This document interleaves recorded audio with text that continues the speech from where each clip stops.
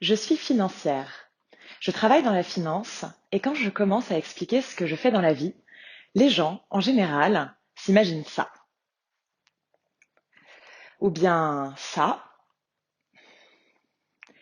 Et même parfois ça.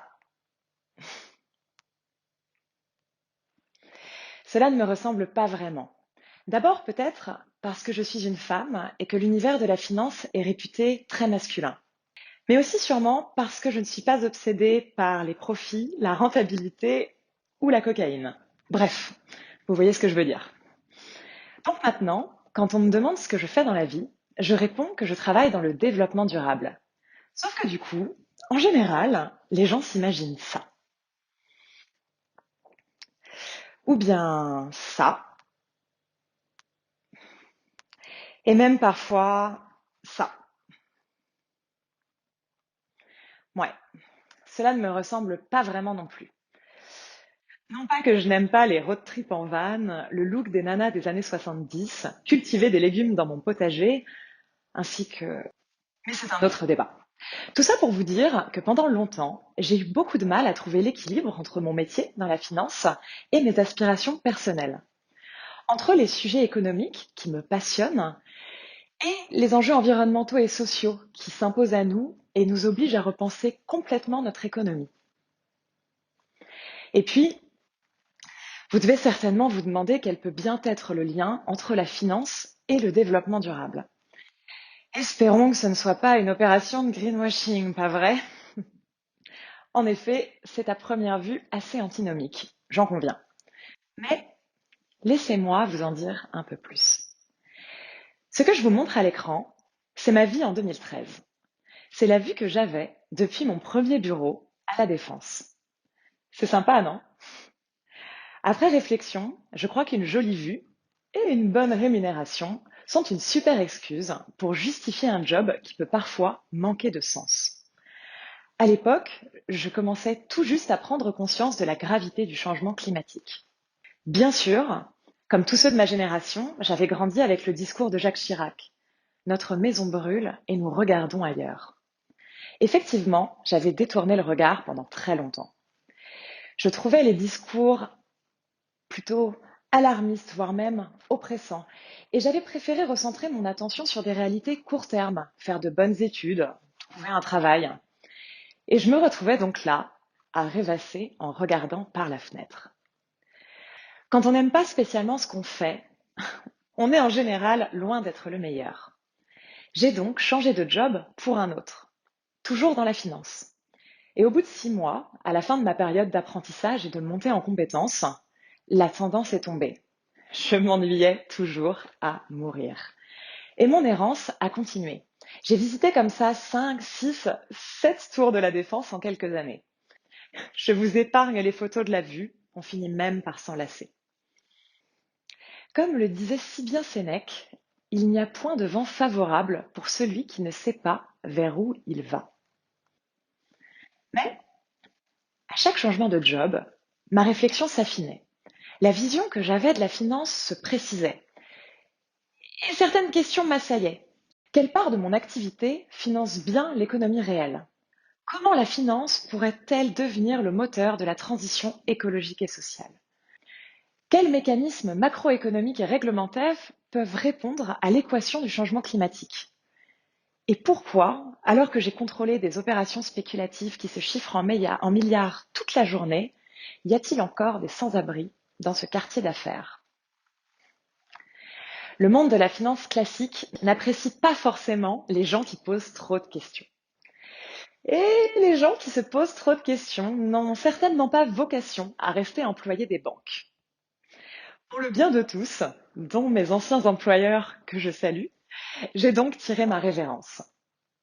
Nous sommes en 2016 et je sais exactement ce que je veux faire dans la vie.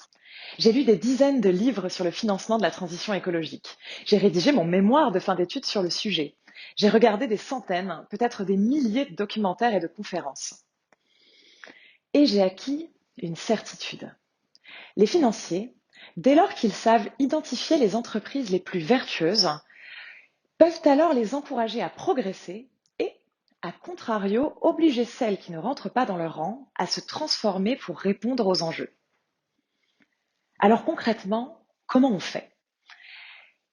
Eh bien tout d'abord, en plus de l'analyse financière classique, on étudie les entreprises dans lesquelles nous souhaitons investir au travers de nouveaux critères. Ce sont les indicateurs environnementaux, sociaux et de gouvernance, les critères ESG. Ce sont ces indicateurs qui nous permettent de savoir, au-delà des comptes de résultats et des bilans, si une entreprise a de beaux jours devant elle ou bien si elle est menacée.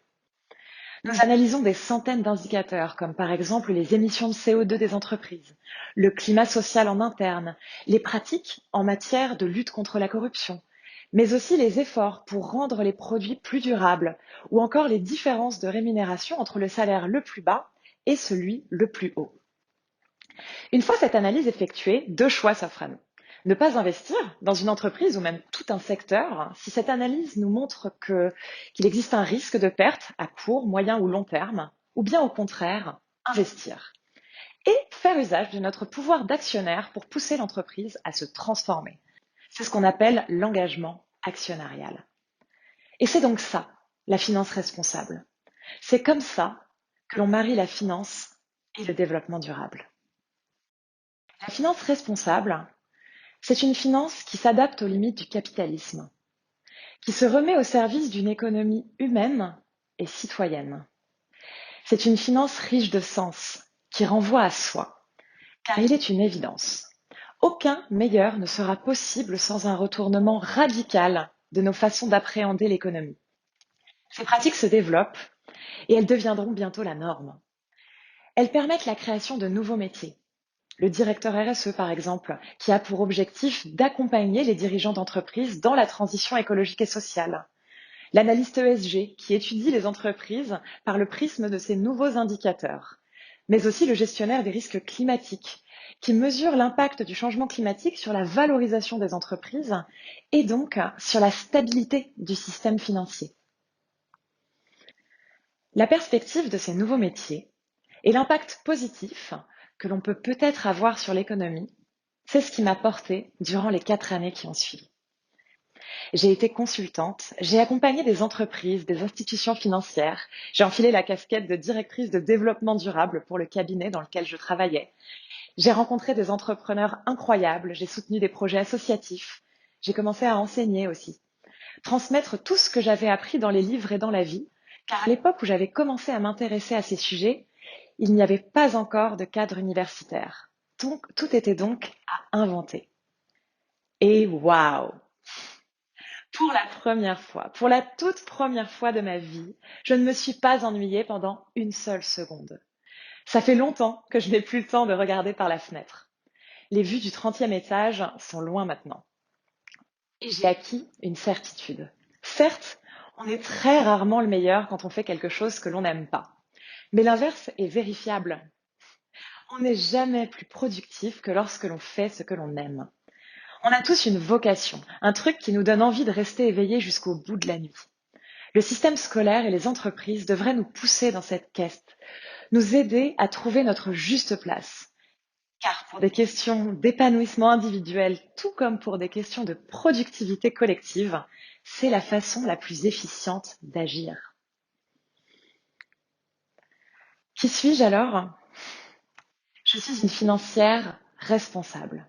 Voilà ce que je fais vraiment dans la vie. Mon métier consiste à encourager les pratiques financières durables, celles qui redonnent à l'argent son véritable rôle, celles qui financent les projets d'avenir, celles qui construisent le monde de demain. Un monde que j'imagine meilleur qu'aujourd'hui. Je suis aussi une financière consciente, consciente de l'impact terrible que peut avoir ma profession sur les écosystèmes et l'humain. Consciente que nous n'avons pas su tirer le meilleur de nous-mêmes et que l'appât du gain a pu faire perdre la raison de certains de mes confrères. Je m'excuse en leur nom. Je ne vais pas vous le cacher. Nous, financiers, nous sommes parfois vraiment plantés. Nous avons perdu pied. Nous avons bafoué certaines valeurs élémentaires. Nous avons été à l'origine des pires crises, celles qui mettent des économies à genoux, celles qui détruisent des emplois et enrichissent les plus véreux. Mais nous pourrions aussi être à l'origine des meilleurs revirements. Notre profession nous donne un pouvoir incroyable, nous permet de changer réellement les choses. Vous le devinez sûrement, je suis une grande optimiste. Je crois en l'humain comme certains ont foi en leur Dieu.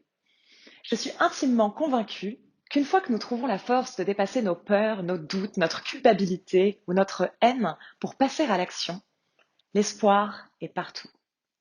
Et que cet espoir, nous devons le mettre au service du bien commun.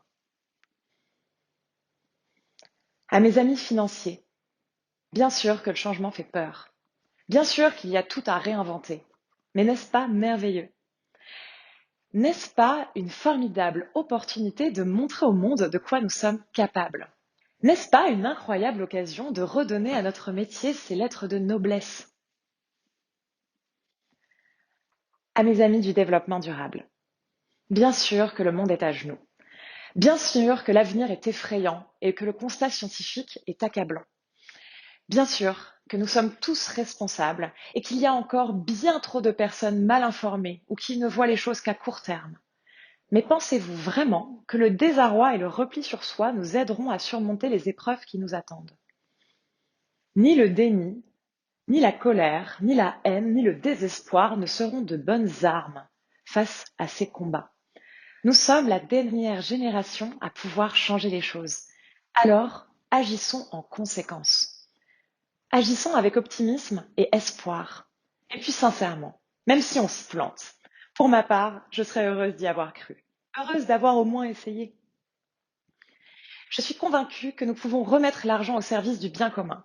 Je suis persuadée que nous pouvons, ensemble, changer pour le meilleur. L'heure du changement a sonné. L'heure de remettre la finance au service de l'humain est arrivée. Bien entendu, pour mener à bien cette mission, nous ne pouvons pas agir uniquement de façon individuelle. Mais j'ai une bonne nouvelle. Des financiers conscients, des financiers responsables, il y en a déjà beaucoup, évidemment. Je vous présente l'association Les acteurs de la finance responsable. Déjà plus de 130 individus, déjà plus de 130 bonnes âmes au service d'un avenir meilleur. Je suis ravie de pouvoir vous présenter Olivia, experte dans les sujets réglementaires liés à la finance, Yvan, ancien directeur financier d'Apple France, Axel, directeur commercial d'une société spécialisée dans la mesure de l'impact des entreprises, Véronique, consultante experte dans les sujets de la RSE, Patricia, ancienne directrice d'une succursale d'un groupe bancaire spécialisé dans le financement de la transition écologique, Josette, Naël, Lucas, gestionnaires de patrimoine, prêts à vous guider pour que vos placements apportent, au-delà de leur rendement, du sens et une utilité sociale dans le monde de demain. Je suis ravie, vraiment, de pouvoir vous dire que la finance a les moyens de changer les choses, de vous dire que vous pourrez demain nous faire confiance, de vous affirmer que nous, financiers conscients, ferons notre possible pour que la finance se remette au service de l'humanité, pour que l'argent redevienne un moyen et non une fin, pour que nous devenions moteurs d'une transition écologique et sociale au service de l'humain et de la nature. Le changement est en marche et il part de l'individu. Il part de chacun d'entre nous. Il démarre par une prise de conscience et ensuite, il n'est plus possible de l'arrêter. Parce que nous, financiers, sommes avant tout humains. Alors, est-ce que la finance a les moyens de changer le monde? Définitivement, oui. Merci de m'avoir écouté.